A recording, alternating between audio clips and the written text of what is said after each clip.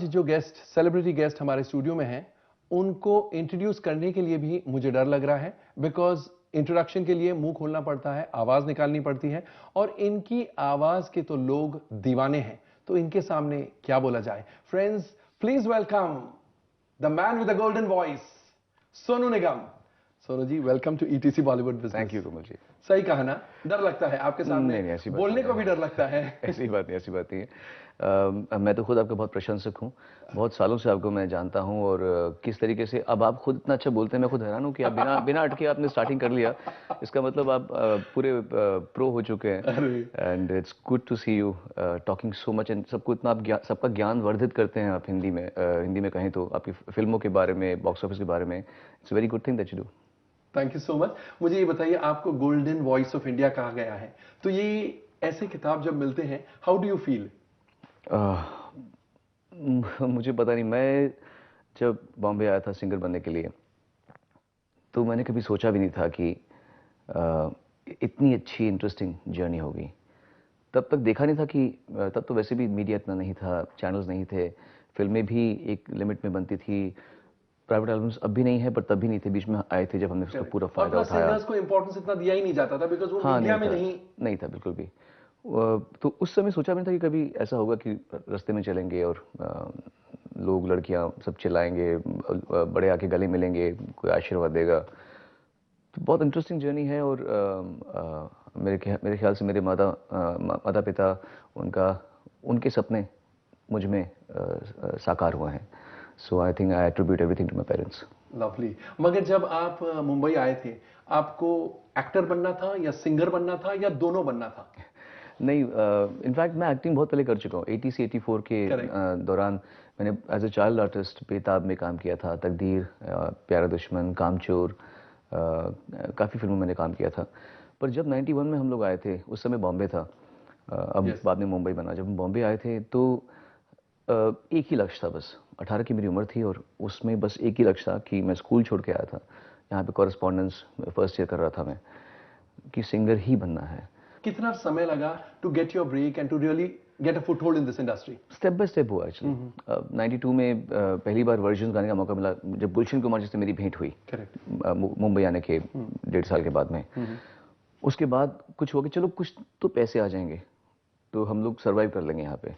तो फिर मम्मी और मेरी बहनों को दिल्ली से हम लोगों ने ट्रांसफ़र किया, मैं पापा तो थे यहीं पे। उसके बाद फिर बेफसम का गाना हिट हुआ, अच्छा चला दिया, तो कुछ शो के पैसे थोड़े 5,000 हो गए, तो 5,000 रुपये पर शो मिलने लगे, तो थोड़ा सा लगा, अरे चलो थोड़ा सा पैसा आना शुरू हुआ, ठीक ठाक हुआ। उसके बाद फिर कुछ नहीं हुआ, फिर सारेगामा शुरू हो गया टेलीविज़न पर।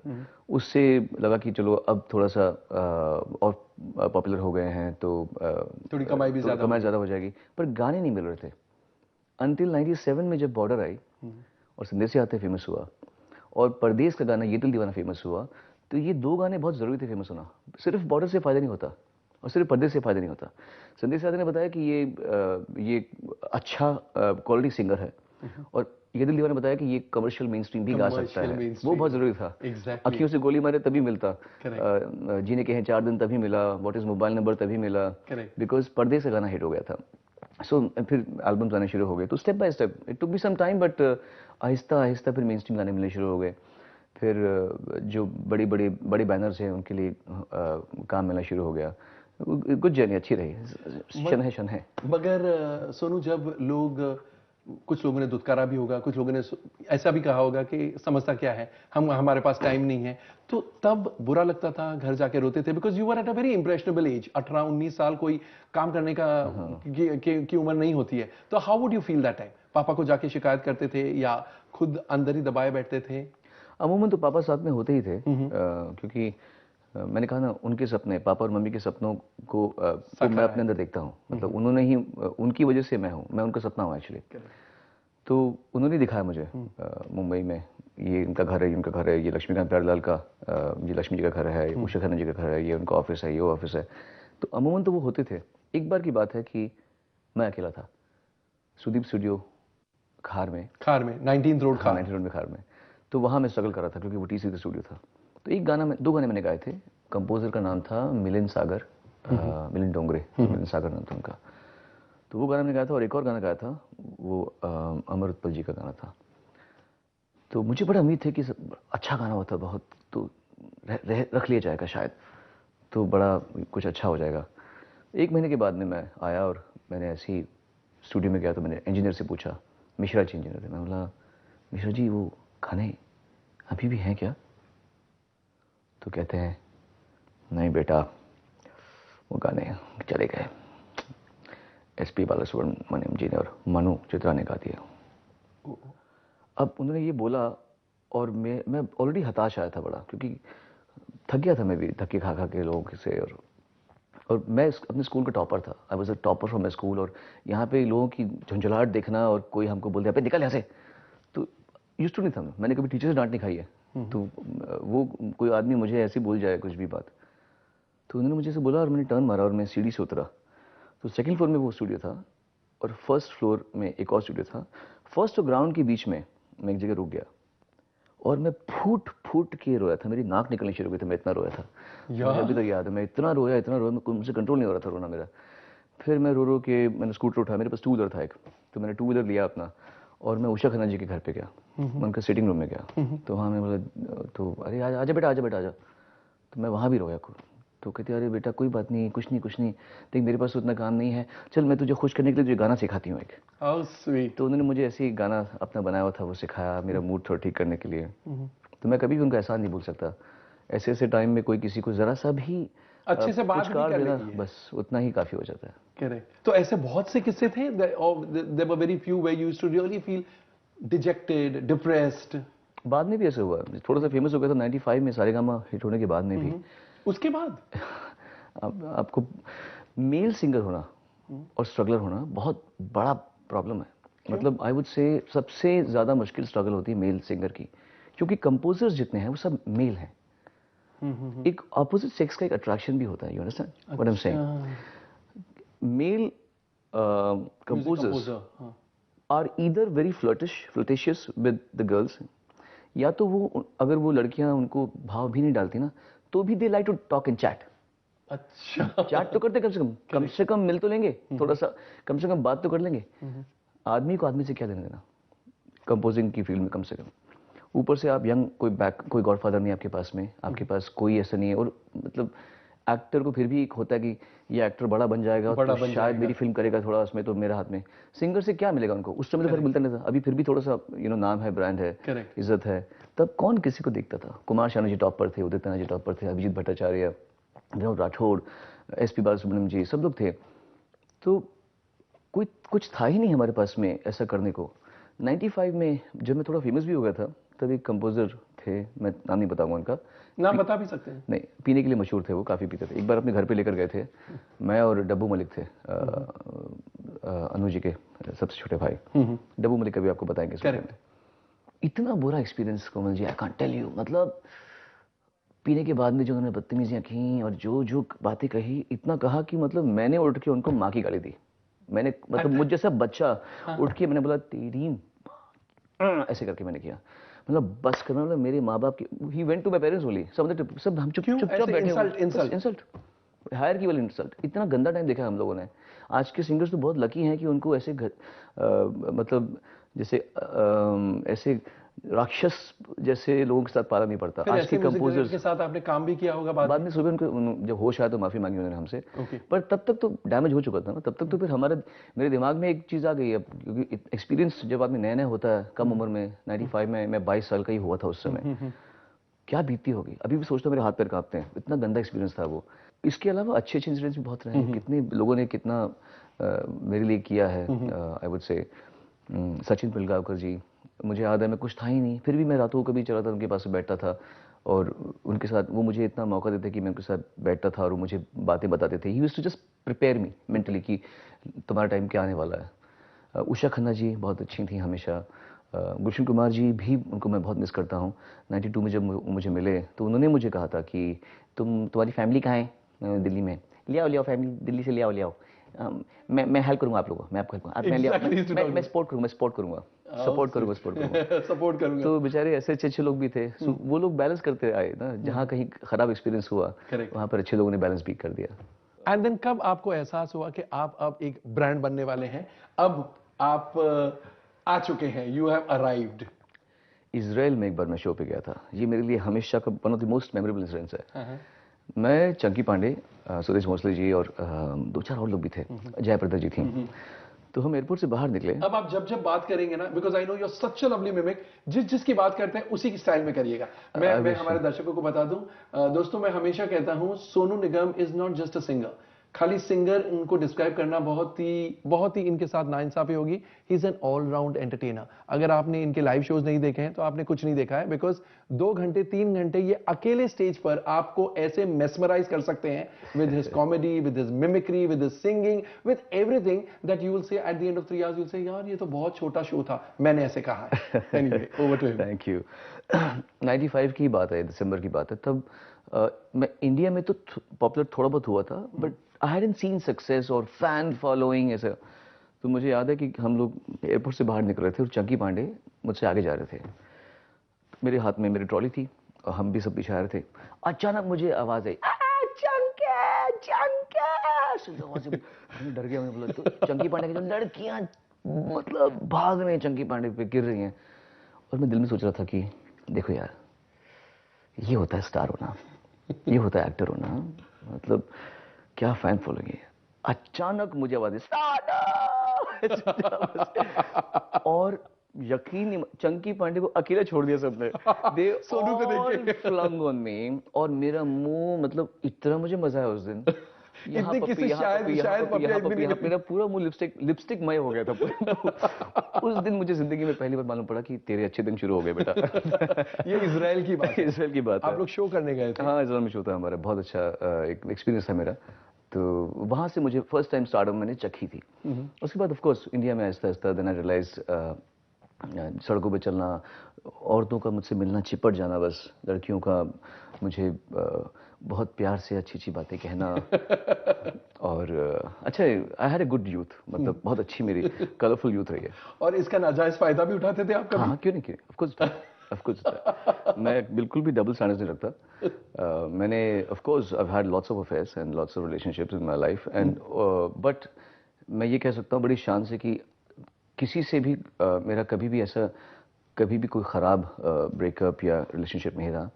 बहुत ही सभी मेरे साथ जो संबंध रहे हैं वो बहुत ही समझदारी के रहे हैं। All the people I have attracted towards myself have been very sensible.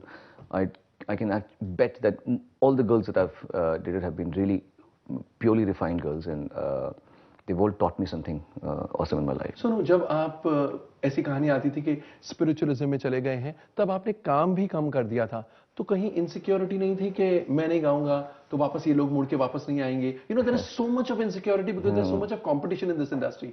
आपकी हंसी बता रही है कि आपने ऐसा कुछ भी नहीं सोचा, कभी नहीं सोचा।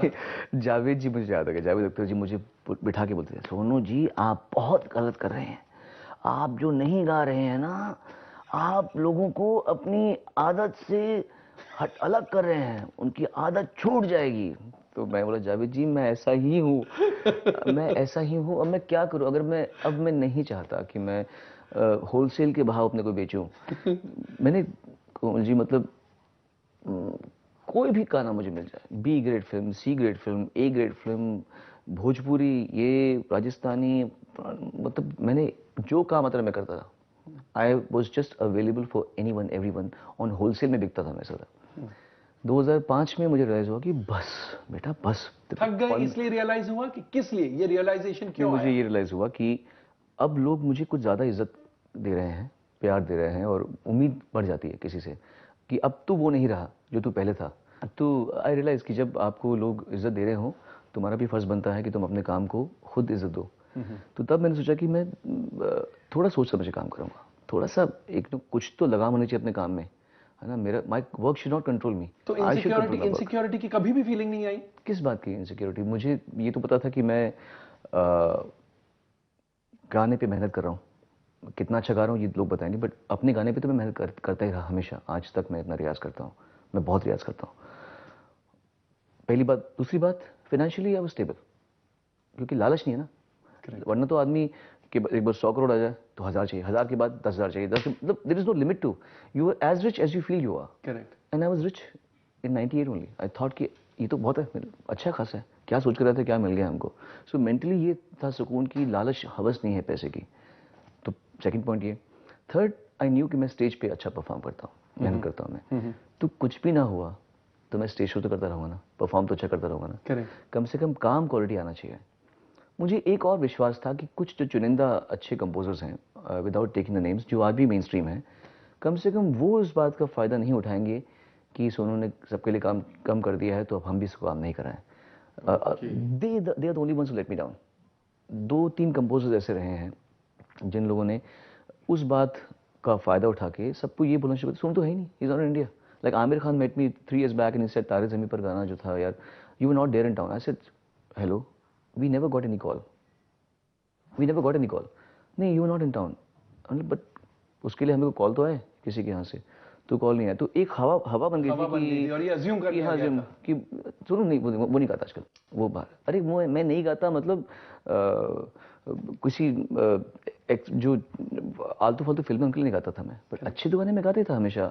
आई never said no to you know the people who are my friends always. तो वो एक हुआ था। बट ऑन हाइंडसाइट तो आपको लगता है कि ये गलत हो गया? उसी मेरे से गलत नहीं हुआ, नहीं, किसी और ने उसका फायदा उठाया होगा, that's okay, but doesn't really matter because my career and I would से on in with very humility, my brand has you know ऊपर ही गया, अब ऊपर ही गया। जितना मैंने अपने एक्सक्लूसिव किया उतना लोगों ने मुझे और प्यार किया कि अरे आप गाते नहीं हो, कितना अच्छा लगता है सुन के, आपके गाने नहीं आए बहुत टाइम से। कोई ये बोले कि अरे बोर हो गया इसको, पक गया इसको, कितना बेहतर गा रही थी। इससे अच्छा तो कोई ये बोले कि यार अरे आपका एक गाना आया था अभी इसमें ना, सोनियो गाना, कितना अच्छा गाना था। एक गाना आया, कौन सा गाना? मुझे याद सोनियो ओ सोनियो, दैट सॉन्ग।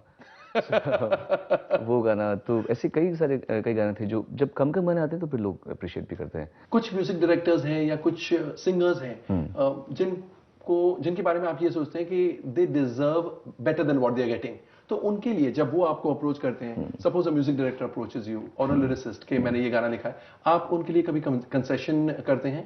कंसेशन तो बहुत दूर की बात है कोमल जी।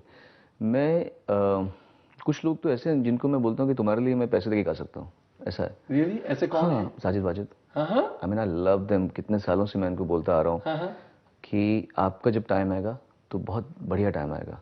बीच में उन्होंने बहुत tough time I know and Pritam के साथ में भी मेरा ऐसे ही रहा है। प्रीतम जब एकदम नए नए आए थे, जब अलग भी हो गए थे, उनकी फर्स्ट फिल्म मैंने कहा कि प्रीतम, उसके बाद प्रीतम मुझे याद है हमेशा मुझे बोलता है ब्रो इतना ही बजट है। अच्छा ये भी रख लो, बजट्स हम उनसे मांगते हैं जिनके साथ काम नहीं करना होता।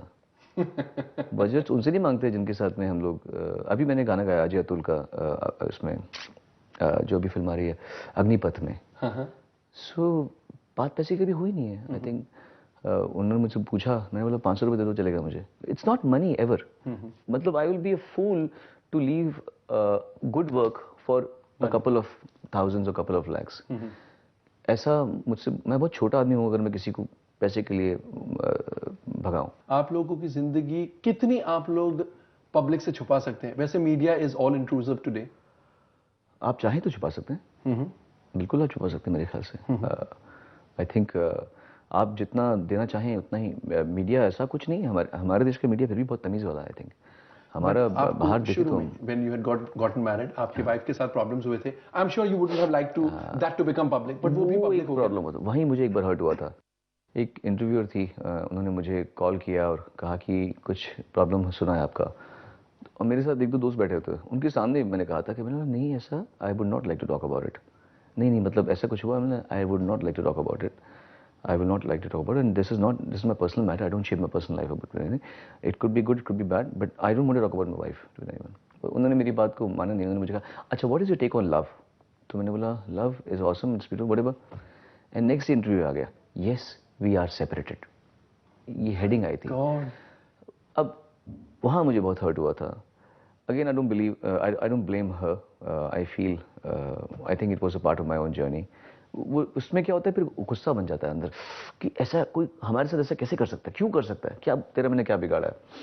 तो हुआ था, but yes I feel personal life कभी कभी बाहर आ जाती थी मेरी, और मुझे उससे कोई आपत्ति नहीं है। ऐसा नहीं कि मैं क्वेश्चन करूँ किसी और को, बट फिर भी आई वुड से काफ़ी कंट्रोल में रहता है मेरे। I have not felt the aggression of the press recently as much. Touchwood. ऐसा नहीं है। I mean I would say they have been pretty well. हमारी आपस में अंडरस्टैंडिंग अच्छी रही है। कभी कभी मैं मस्ती करता हूँ, अब मैं आपको ऑनेस्टली बोलता हूँ, सरेआम बोलता हूँ, कभी कभी मैं ऐसे 2 चुटिया बना के पार्टी में चला जाता हूँ। मेरा अगला सवाल वही होने वाला था। तो मैं चला जाता ये हूँ। मस्ती कहाँ से सूझती है आपको? और हिम्मत। स्पेशली आप अपने हेयर के साथ बहुत ज्यादा खेलते हैं। हाँ, देखिए इतने प्यारे प्यारे मेरे बाल हैं, कल हो ना हो इसलिए खेल लेता हूँ जितना हो सके। आई एक्चुअली उस दिन क्या हुआ था, मैं रिकॉर्डिंग कर रहा था और मुझे वहीं से जाना पड़ा था किसी मैगजीन के रिलीज में। और मैंने सोचा कि यार गंदे कपड़े पहने हैं, अच्छे कपड़े पहने नहीं है, ठीक ठाक बहुत कैजुअल बने थे, कुछ तो ऐसे करो कि उनके ध्यान कपड़ों पे ना जाए, बात पे जाए। तो मैंने फिर वही किया, मैंने अपनी एक पोनी यहाँ बनाई, एक पोनी यहाँ बनाई, मतलब अब तो जा तो सब। मेरे विक्रम भोज बोलते भाई ऐसे जाओगे? मैंने बोला ऐसे जाता हूँ, देखो बड़े हिम्मत है आप में यार। तो मैं गया और मैं गया, सब किसी ने मेरे कपड़े देखे ही नहीं, किसी ने बात की उसकी बात की चुटिया की। सो कभी कभी मैं ऐसे करता हूँ, मेरे अंदर हिम्मत बहुत है। I am a very courageous guy. मैं डरता नहीं हूँ, ना अंधेरे से ना लोगों से, सिवाय कॉकरोच के मैं किसी से डरता नहीं हूँ। कॉकरोच से डरते हैं? बहुत डरता हूँ। और अगर मैं कहूँ कि कॉकरोच हमारे स्टूडियो में घूमते रहते हैं और आपके पैर के नीचे आ गए तो आप क्या कर लेंगे? मुझे पता है अभी तो नहीं ऐसा होगा, बट अगर कॉकरोच हो तो मैं आई will be the first one out of this room. अच्छा, चीखें मारेंगे, चिल्लाएंगे? नहीं, वो भाग जाओ, शराफत से भागूंगा, ऐसे नहीं। But I am scared of cockroaches, but otherwise Lizards? No. अच्छा। Have you seen this? There are 2 kinds of human beings, you know this? एक वो होते हैं जो लिजर्ड से डरते हैं, ये मेरा एनालिसिस है पूरे लाइफ का, और वो कॉकरोच से नहीं डरते। हाँ, I don't really. I'm telling you, you ask anyone, and the second kind of people are damn scared of cockroaches and not scared of lizards. I think it's alkalic and acidic and alkaline. Okay. I think it's this. तो आप cockroach वाले हैं? I'm जो a cockroach से cockroach. डरते हैं। Yeah, I have cockroach phobia, you have lizard phobia. I've got lizard और phobia। आपको स्नेक्स भी पसंद नहीं होंगे। बिल्कुल पसंद नहीं। मैं मुझे स्नेक्स actually उठा कोई सकता हूँ। एनिमल्स ही नहीं पसंद है। मैंने स्नेक्स हाथ में लिया हुआ है, मैंने उनको ऐसे बांधा हुआ है। So that's thing. वो लिजर्ड और स्नेक्स वगैरह जैसे मुझे चलता है। कॉकरोच, उसके जो 2 टेंटेकल्स होते हैं ऐसे, एक तो सबसे बड़ी बात, कॉकरोच इतना बेवकूफ इंसेक्ट है, वो ऐसा इंसेक्ट है जो बजाय हमसे भागने के हम पे गिर जाता है। लिजर्ड हमसे भागती है कम से कम। Yes. कॉकरोच अपना लाल गंदे गंदे वो पंख उठा के फट यहाँ गिर जाता है। That's the worst part about cockroaches. उसकी जो कम अकली है, मैं उससे डरता हूँ। वो कभी यहाँ पाया जाता है, कभी इधर पाया जाता है, कभी यहाँ पे घूम रहा होता है। लिजर्ड कभी नहीं मिलेगी, लिजर्ड गिरेगी भाग जाएगी वहां से। Correct. Lizard is उसकी actually कम अकली पे मुझे गुस्सा आता है कि तू इतना अकल। और वो जब फ्लाइट लेता है ऐसे करके, टेंटेकल्स निकालते हुए ऐसे टन टन टन टन, उसके बाद बस फ्लाइट लेता है और बजाय हमसे भागने के अब मैं क्यों नहीं डरूंगा बताइए। सोनू, मुझे ये बताइए, आपका जो प्यारा सा बच्चा है निवान दिया, जैसे आप बोलते हैं कि मैं मेरे माँ बाप का सपना हूं, आपका भी वो सपना है? जी। और आप क्या सपना देख रहे हैं? वो जब पैदा भी नहीं हुआ था तब मुझे लोग बोलते थे कि what do you want your child to be. तो मैं हमेशा बोलता था कि मेरा बेटा कुछ भी बन जाए, अगर वो संत भी बन जाए ना तो भी मुझे खुशी मिलेगी। मैं सिर्फ ये चाहता हूँ कि कहीं भी कुछ भी दिशा में वो बने। वो अभी बहुत सारे अपने प्रोस्पेक्ट्स दिखाता है, वो पोटेंशियल बहुत है उसमें, वो बहुत अच्छा, एक तो बहुत खुश मिजाज बच्चा है। तो मैं ये चाहता हूँ कि वो ज़िंदगी भर ज़िंदगी को पूरा एंजॉय करे और खुश रहे। मुझे नेगेटिव बच्चा नहीं चाहिए था कभी भी। मुझे ऐसा बच्चा जो रोता रहे हमेशा या कंप्लेन करता रहे। एंड थैंकफुली वो जब से पैदा हुआ है तभी से वो बड़ा खुश रहा है।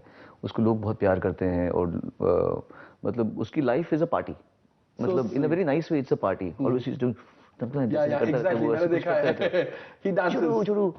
तो म्यूजिक उसके ब्लड में है मेरे ख्याल से। म्यूजिक तो उसके ब्लड में है। उसने लता जी के साथ में उनके एल्बम में गाया सरहदे में। लता जी, उसका किस्मत देखी उसकी कि लता जी ने खुद ऑफर किया कि सोनू के बेटे को गाओ। उनको पता भी नहीं था कि वो अच्छा गाता होगा, उसने गाया। तो he is a very positive boy. Sonu ji, एक आखिरी सवाल, हमें हमारे दर्शकों को आप कम से कम एक ऐसी चीज बताइए जो आज तक किसी को नहीं पता है about your struggle, about something about you after you became a big brand Sonu Nigam, and something about the personal Sonu Nigam. इन तीनों के बारे में एक चीज जो किसी को नहीं पता है आज तक। पर्सनल सोनू निगम, अरे बाप रे, स्ट्रगल। मैं तो खुद अपने बारे में भूल जाता हूँ अपनी बातें। एक तो मैं फ्लाइट में, मैं एक तो लाइफ में रोता नहीं हूँ, बहुत कम रोता हूँ, बहुत ही कम रोया हूँ लाइफ में। अच्छा। हाँ, मैं स्ट्रांग हूँ इस मामले में। ओनली फ्लाइट में जब मैं फिल्म देखता हूँ कोई, तो अगर वहां पे थोड़ा सा कुछ इमोशनल सीन है तो मैं रो पड़ता हूँ। और नहीं जो फ्लाइट में मुझे क्यों होता है, I don't know.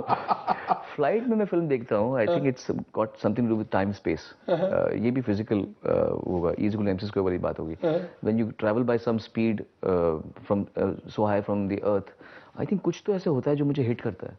And you crack, and वही फिल्म अगर आप ग्राउंड लेवल पर नहीं देखेंगे नहीं, तब नहीं रहूंगा मैं, पता नहीं क्या होता है, मैं हिट quite फिल्म देखता हूँ फिर ऐसा क्लैपिंग। कुछ अच्छी फिल्म देखता तो मेरे खुद ताली बजती थी आसपास के लोगों से। तो ये एक सीक्रेट है जो बहुत लोगों को नहीं पता, नहीं पता एक्चुअली किसी को ये बात। मैं फ्लाइट में कभी कभी फिल्म देखते रोता हूँ। और आपके स्ट्रगल के बारे में कोई ऐसी चीज जो हमें किसी किसी को पता? स्ट्रगल के बारे में बहुत कंजूसी से स्ट्रगल करता था मैं। पैसा बचा बचा के, एक एक दो दो रुपए बचा के, कि पता नहीं। तो जैसे 4 बंगला सिग्नल में है और लोखंडवाला जाना है। 4 बंगला से लोखंडवाला यानी about 1.5 to 2 kilometers, 2.5 kilometers maximum. हाँ, तो बस नहीं मिल रही तो ऑटो नहीं लेना ऑटो नहीं लेना, पैदल जाना है। तो वो चाहे कड़कती धूप क्यों ना हो, तो पैदल जाना, फिर वहाँ से ऑटो नहीं लेंगे। ऑटो में एम 5 रुपये खर्च हो जाएगा, क्या फ़ायदा 1 रुपये। तो बहुत ही समझदारी से किया है मैंने। एक बार याद है मुझे, शायद बहुत कम लोगों को पता है, मैंने एक बार कभी कहा था, बट आई टेल यू। मैं एक बार स्कूटर में जा रहा था मेरे, और बगल हाथों में जवान, गर्लफ्रेंड नहीं थी। सोच रखा था कि यहाँ पे स्ट्रगल करते वक्त ना दोस्ती यारी करूँगा ना गर्लफ्रेंड रखूँगा। अच्छा, फोकस नहीं जाना चाहिए, ये था हमारा। पापा से मेरा एक प्रॉमिस था कि तू ये करेगा तो तू यहीं पे घूमता रहेगा, चक्कर काटते रहेगा। और मैंने भी इस बात को फॉलो किया। I didn't do anything, but क्या अंदर से इंसान तो जग रहा होता है ना, मतलब आदमी तो जग रहा होता है। तो एक बार एक बैंड्रा में, जहाँ आपको याद है मधुबाला जी का घर था पहले, मधुबाला जी का घर था, मधुध्वनि स्टूडियो था। करेक्ट, मधुध्वनि। उसके सामने एक था, एक वहाँ पर एक परमानेंट स्पीड ब्रेकर है, अभी भी है वो। तो मैं स्कूटर में जा रहा था, अचानक मेरे बगल से एक बाइक गई, और मुझे बाइक का बहुत शौक था कि अब महंगी थी बाइक, तो हम स्कूटर में, छकड़े से स्कूटर में घूमते थे। तो बाइक गई, उसमें एक लड़की बैठी थी ऐसी। तो उसने एक लड़के पिलियन पीछे बैठी थी। उसने एक लड़के पकड़ा था, she was looking like this. अब मैं स्कूटर में था, कैप पहन रखी थी या पता नहीं हेलमेट पहन रखा था मैंने, तो मैंने देखा लड़की मुझे देख रही है। तो मैं अंदर जग गया मेरे भी। तो वो उसको करीब चिपकी किसी और को देख मुझे रही है। तो मैंने बोला ठीक है, मैंने भी गियर मार दिया, फटा, मैं भी फास्ट आ गया उसके पीछे। अब मैं फास्ट तो आया, आई डिडंट रियलाइज कि सामने इतना बड़ा स्पीड ब्रेकर है। और मैंने बोला, अब मैं इतना नजदीक पहुंच गया था कि मैं ब्रेक भी नहीं मार सकता था, मारूंगा तो मैं उल्टा हो जाऊंगा। तो मैंने बोला हे भगवान, मैंने क्या कर दिया अपने आप को। और 60 की स्पीड में होऊंगा मैं, स्कूटर के लिए 60 बहुत बड़ी थी। और मैंने ब्रेक मारा, स्पीड ब्रेकर भी बड़ा अच्छा खासा बड़ा है, अच्छा बड़ा स्पीकर। तो मैंने ब्रेक मारा, और जैसे ही स्पीड ब्रेकर के पास पहुंचा, मैंने ब्रेक छोड़ दिया, तो स्टेबल हुआ स्कूटर। और अब यकीन नहीं मानेगा, थोड़ा सा उठ का पूरा ऐसे स्कूटर ऐसे थोड़ा से खड़ा हो गया लिटरली, कैसे भी करके धटा धट धट गिरा वो स्कूटर यहाँ पे। और मैंने स्कूटर, मतलब लिटरली स्कूटर चूर चूर हो जाता अगर उस दिन थोड़ा सा भी मैं ध्यान ना देता, या तो मैं चूर चूर हो जाता। लड़की के होठों पर हंसी आई कि वो लड़की कहाँ, मुझे पता ही नहीं चला। उसके बाद में मुझे स्कूटर गिरा जमीन पर धाड़ करके, और मैंने स्कूटर लेफ्ट में किया और मैं से बैठ गया। मतलब अबे गधे, तू अगर ये करते रहा तो तू बन गया सिंह, तेरा करियर चौपट हो जाएगा। तो उस दिन मुझे अभी उस स्पीड ब्रेकर से आपकी इन हरकतों पर स्पीड ब्रेक लग गया। एक्चुअली उस स्पीड ब्रेकर से मुझे थोड़ा समझ में आया कि बेटा कभी भी अपनी स्पीड बहुत फास्ट मत करना, there are always breakers ahead. Breakers it's a very nice incident. और एक when you became a brand Sonu Nigam, उसकी कोई बात जो किसी को नहीं पता है। एक दौर ऐसा था जब मैं थोड़ा फेमस हो गया था कि मेरे पास बहुत सारी चॉइसेस थी, कि हर शहर में मेरे पास कोई ना कोई अच्छी दोस्त होती थी। तो मैं जहाँ भी जाता था, और उस समय पापा मेरे साथ रेगुलर ट्रैवल करते थे, और मेरे पापा मेरे दोस्त ही नहीं है, मेरे पापा की मेरी थोड़ा, he is a father, he is a father, उम्र का तकाजा, उम्र लिहाज है। Lot of fathers are friends, my father is not a friend, he is my father. तो he always look at me, जैसे यहाँ उतरे तो वहाँ कोई आ गई, इधर तो कोई और आ गई। तो एक बार मुझे याद है, उन्होंने किसी को कहा था, जहाँ जहाँ पग पड़े संतन के। तो एक जमाना ऐसा था जब मेरे पास एक सैलेड की तरीके से चॉइसेस थी मेरे पास में, कि ये भी हो सकती है, ये भी हो सकती है, ये भी हो सकती है, ये भी हो सकती है, ये भी हो सकती है, ये भी हो सकती है। So without sounding too, I think it happens with in youth, सबके पापा साथ ऐसा होता होगा। बट मैंने कभी भी इसको ऐसे पता नहीं आपने कोमल जी क्या क्या निकलवा लिया मुझसे आज। पता नहीं लोग क्या सोचेंगे मेरे बारे में। हमने तो कुछ नहीं बड़ा सीधा सोचेंगे। शरीफ लड़का है सोनू कुछ नहीं निगम। सोचेंगे। हाँ, जितने आप डिजायरेबल अच्छा किया हमारे डिजायरेबल है। अच्छा कि हमने हमारी बेटी इसको नहीं दी। लोग और आपके सास ससुर क्या सोचेंगे वो सोचो। नहीं नहीं नहीं, उनको भी उन्होंने तो बेटी दे दी तो चलो अच्छा हो गया बेटी। Thank you Sonu ji, it was absolutely pleasure brilliant was talking to you. Mine. Thank you so much for being pleasure on the is show. Mine. Thank you. Thank you. तो दोस्तों ये थे सोनू निगम, और ना सिर्फ जो म्यूजिक की दुनिया में कदम रखना चाहते हैं, सिंगर बनना चाहते हैं, बट सबके लिए उन्होंने बहुत अच्छी बात कही। Imagine, start thinking what you want to do and then think of the way you want to go and achieve your dreams, fulfill your dreams. ये बहुत ही अच्छी बात कही है।